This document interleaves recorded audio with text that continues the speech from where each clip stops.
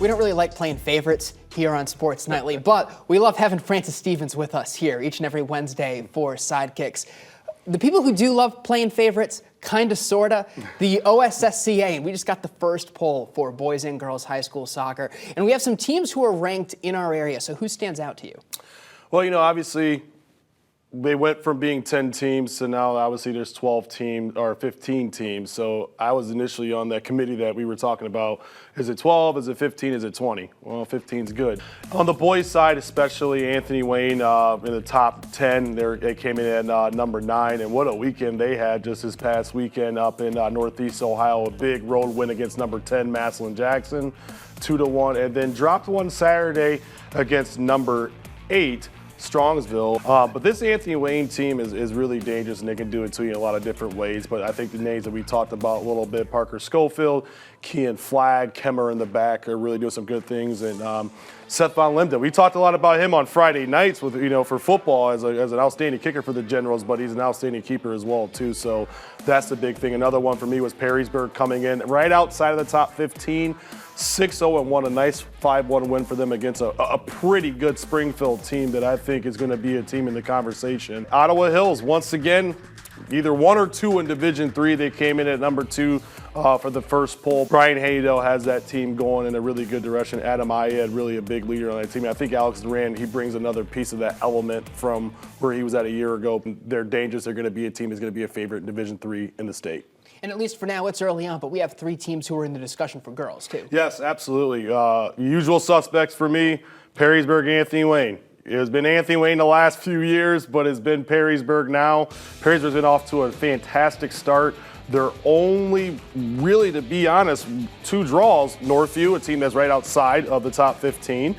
And then also Tide Avon Lake is going to be a really good team in there in Northeast Ohio. But again, a great start for Jorge Diaz's young ladies. Adele and Camille Francis, great players.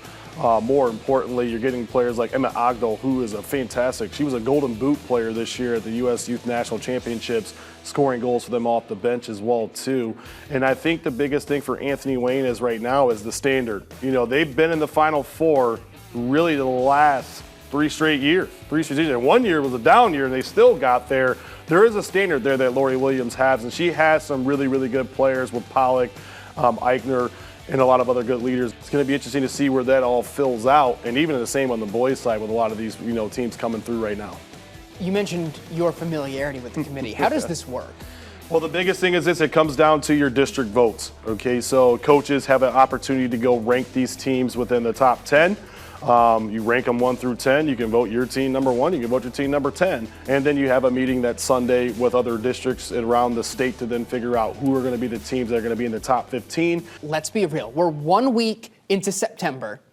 Yeah. You've played. You've coached. How much does this really matter? It really doesn't. Here's what I'll say about that is it is an honor. You know, I think last year with my group, you know, we came in the first poll. I'm looking on Monday, and I'm like, oh, boy, we're number 4 in the state. I'm like, there's no way. You know, maybe top 10, but we were number 4 in the state. Started out the season 5-0. But the biggest thing is this. You don't want to keep attracting that pressure. You know what I mean? You want to worry about what's in front of you each and every week. Not worried about, like, okay, well, we're number 4 in the state and this and that and blah, blah, blah. No one cares about that. You know, what you care about is what you're going to be like tomorrow versus what you were like on Tuesday, what you were like on Monday.